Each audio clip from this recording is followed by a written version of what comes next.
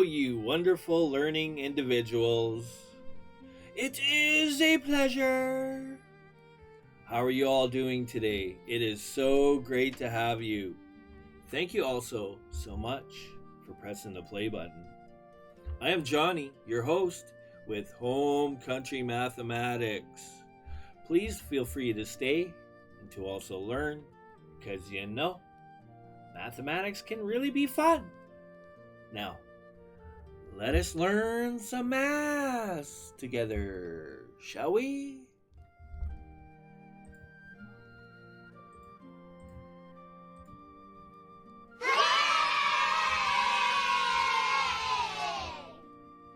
All right, guys and gals, again, it's great to have you. Thank you for stopping by, learning along with the channel. Much love for that.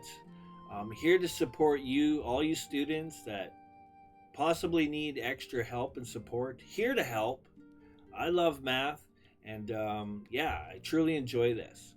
Also helping out parents as well. All right, let's go. Appreciate you. We're continuing on with Unit 8. We are in Section 1-2.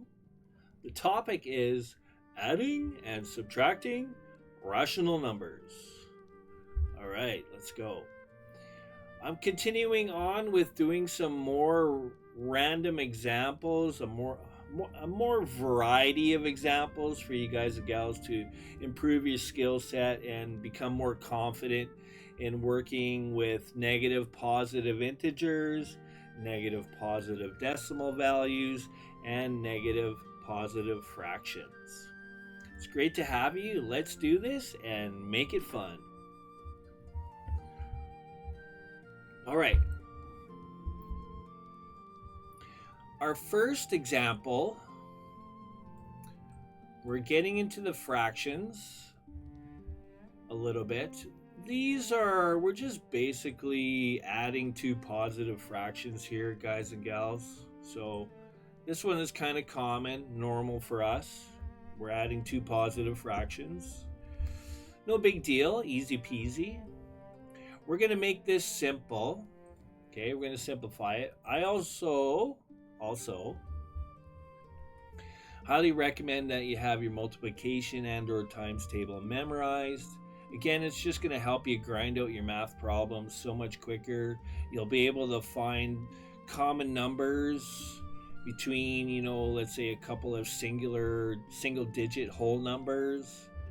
Whether you're factoring or working with fractions, you're just going to be so much quicker and faster. And that's what you want to do, right? Because if you think about it on an exam, if you have 60 questions on an exam for an example, and you only have 1 hour, well, that's like a minute per question. Probably won't be 60, let's say 30, right?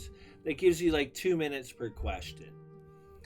I mean, the faster you get through each problem, the higher the chances of you completing that exam successfully. And that's what we want you to do. Learn and grow and be also successful at this. All right, here to help you students. Yeesh.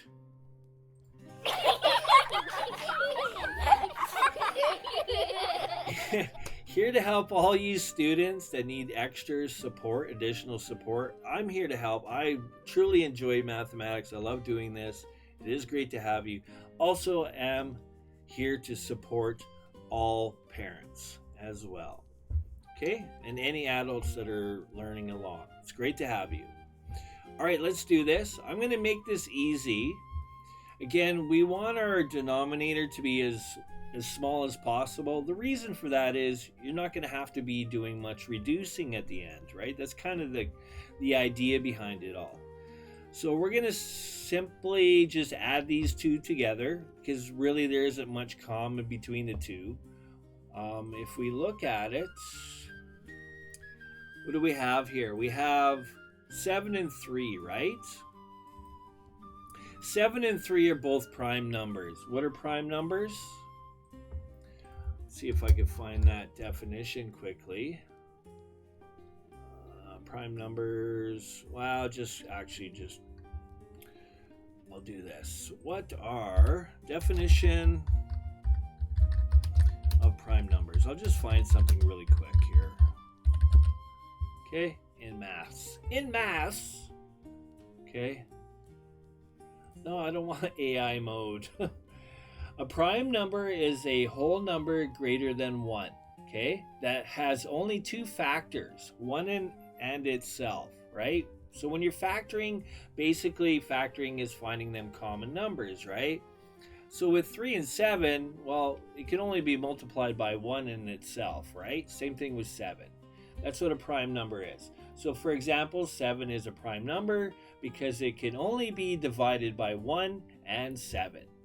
While a number like 6 is not prime because it can be divided by 1, 2, 3, and 6, right? You follow? All right. So with that said, right, there's nothing really common between the two either, right? 3 doesn't go into 7 and vice versa. All right, so continuing on. Let's grind out some fraction math. Again, so with addition, right, we're obviously adding, so we have to find that common denominator, right? So we're going to go with 21. Okay, that's our common denominator. All we need to do, quickly, I recommend you watch my fractions series. I go through a lot of examples and explain things in more detail in those videos. I recommend you watch those. I'm going to kind of blast through this and skip some steps if you don't mind. Again, if you need more support on fractions, I do have a playlist on that. Again, it's great to have you. All right, so we have 18 and plus 14. Okay. 18 and 14. We'll just quickly do the math here on the side. We should know it in our heads, but that's okay. That's 12. Carry the 1, gives me 3. Therefore, I have 32 over 21. Okay, can we reduce that any further? Now looking at this, let's look at this again. We have 32 and 21. 32 is not in there, neither is 21. So neither of them are prime numbers. Okay, does 3 go into 32? Right, if you're not sure, just quickly do the long division. That's 1, 3, 0. Bring down the 2. We'd have to borrow, so we end up with a decimal. Okay, so that doesn't work out nicely. And we could quickly confirm on a calculator as well. 32 divided by 3. All right, 10 point. Okay.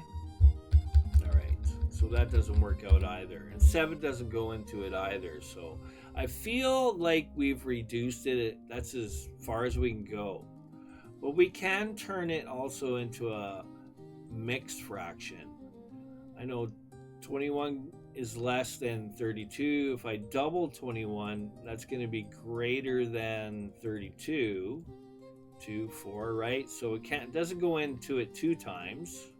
It only goes into it once. Now I'm going to go 32, subtract 21. Why don't I do it like this? And we get 1, and we get 1. And so 11 is our numerator, and 21 is our denominator. Basically, I turned it from an improper to a mixed. Okay? Improper and mixed. Okay? All right. Let's continue on.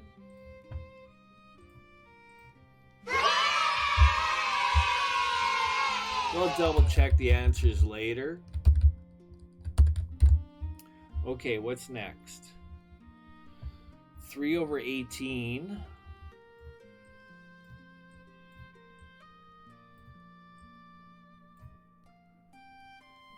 This is another addition one. Plus 6 over 17.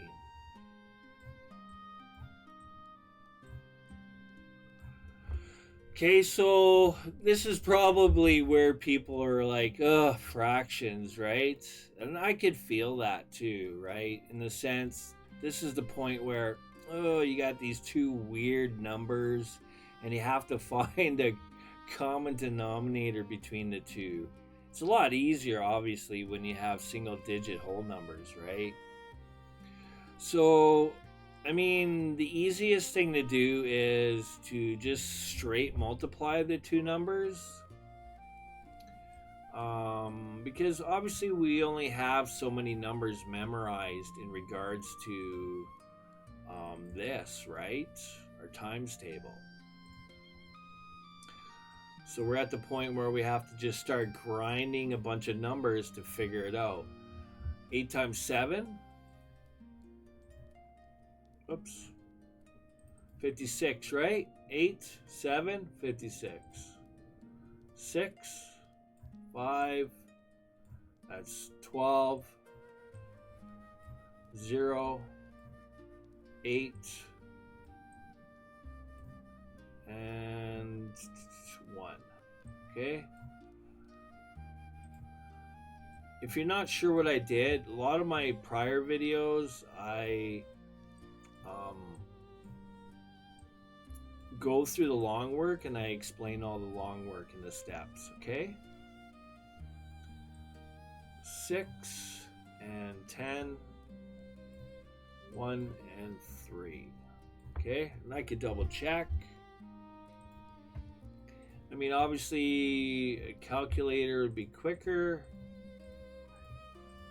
306. Okay, so that would be our common denominator. I don't know what else would go into that. So if we go 18 times, the other way to do this is to go 18 times 2. We know it's 36. The thing is, it's a lot more challenging because we have an even number and an odd number. Finding that common number is going to be a little bit harder, right? 18 times 3.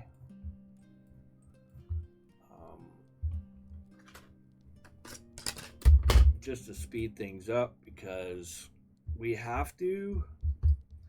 It's 54. Does 54 divide? Let's see, divide by 17. Nope. 18 times 4.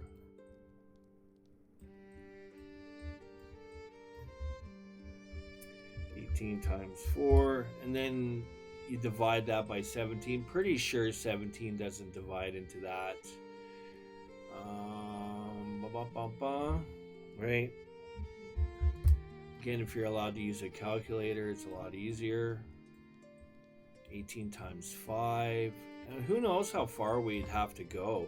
But these are the steps you would have to take, right? 18 times 5 is 90. I guess I could simply just add 18. 18 times 6. Adding 18 to that would give me 108. So if I go 18 times 6, there we go. So divide that by 17. Again, it gives me a decimal value. We want a whole number. That's what we want, right? We don't want decimal returns. Divide by 17. Again, we might just stick with the 18 times 17. I'm going to undo all this just to clean it up. But you get the idea, right? It's a lot easier. Those are the steps you would take to find that common number, right? Just go with the largest one and just start creating multiples and then divide it by the other one to see if it works out nicely. Okay? Or you could just save yourself some time I don't know if you would be saving yourself time. Essentially, you do have to reduce. It's quite possible. So what I mean by save some time is to just straight multiply the two and then just reduce after, right?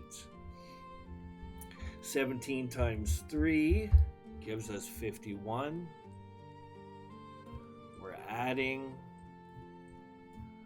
18 times 6 gives us 108.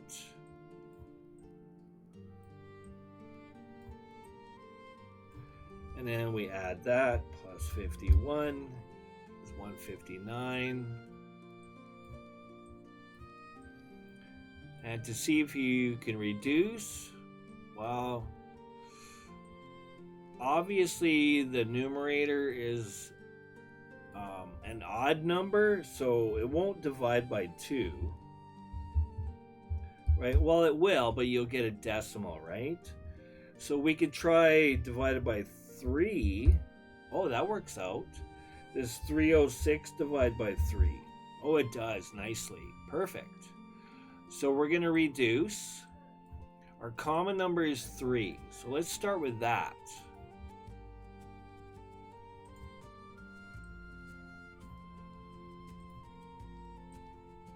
Okay. We want that common number so we can cancel. What times 3? So 53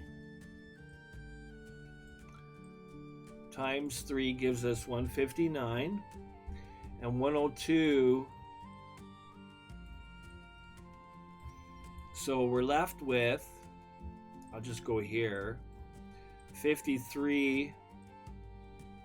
Again, we're adding, so it's just simple addition of fractions. That's all we're really doing here. 102. Okay, can we reduce any more? I don't know.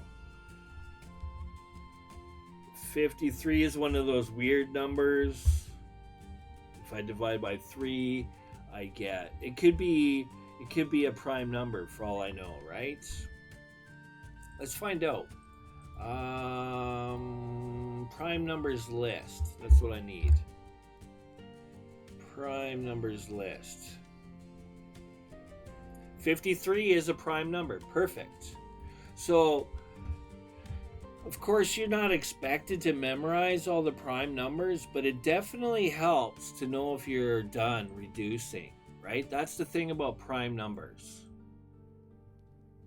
They immediately tell you that you are fully reduced as soon as you get one prime number. Okay? Hopefully I can math together or math properly. I could check. So I'm going to use brackets on my calculator. Speaking of calculators, this is a calculator that I got for my son. And I know you can program in the setup, you can set it up where you actually get fraction returns. So you can actually add fractions together and it'll give you a fraction return. It's a Sharp ELW535XG, okay? I'm going to have to check my answer with using decimals. So I'm going to simply go 3 divided by 18 in closed brackets. In parentheses, because you do have parentheses on your calculator, right? And then plus, again, another set of parentheses, 6 divided by 17. I'm going to get a decimal return, right? So it's 0.519. So I'm going to double check my answer and go 53 divided by 102. And boom. Yes, let's go.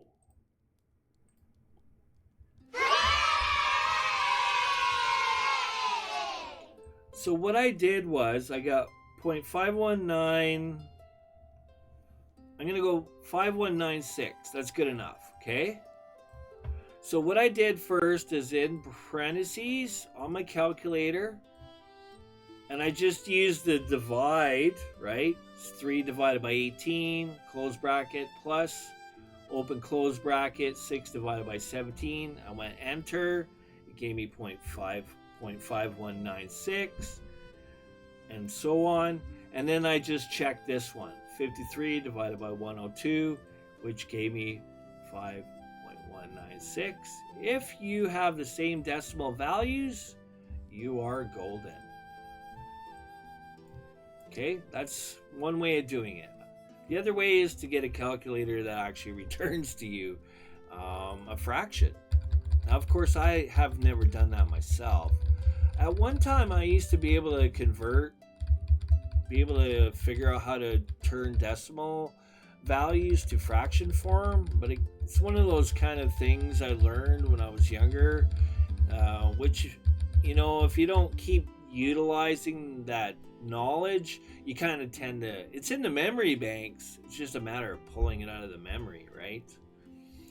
All right, how are we doing for time? We are over time here. Those problems are a little bit longer, right? So I can only get so many done per video, guys and gals. Okay? Yeah. Time flies when you're having fun. Here's the next one we're going to do. Next video. Negative. We need to do some different ones here. Okay? Plus 3/5. The logic is the same, guys and gals, okay? Stay tuned. I'll see you in the next video. Thank you for watching, participating, and learning along with the channel. That is so great. Great of you. Let me do this.